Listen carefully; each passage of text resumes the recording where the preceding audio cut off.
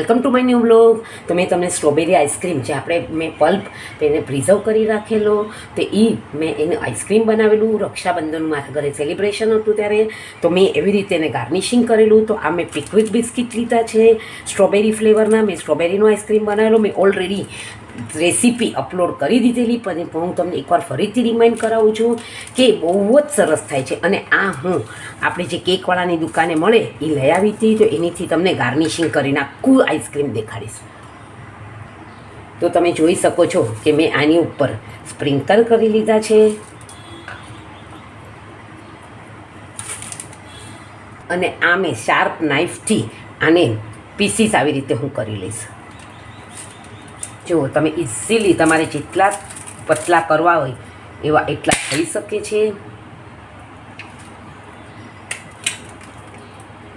તમે આમાં અલગ અલગ સ્ટ્રોબેરી માટે તમે આમાં ઉપર સ્ટ્રોબેરી પલ્પને પણ ઓલું કરી શકો છો.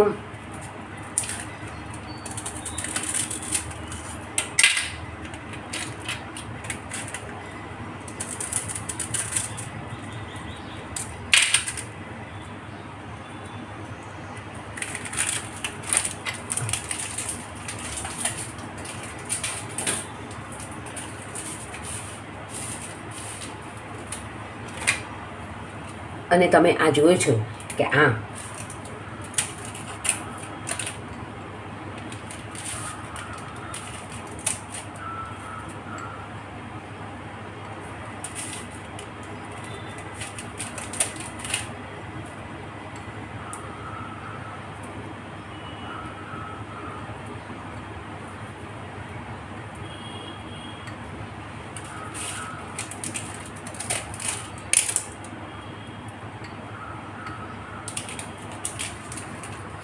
તો તમે જોઈ શકો છો કે આપણું એકદમ સરસ ડેકોરેશન થઈ ગયું છે. અને છો કે આપણું એકદમ ફાઇન ડેકોરેશન થઈ ગયું છે. અને તમે આને ઘરે જરૂરથી ટ્રાય કરજો.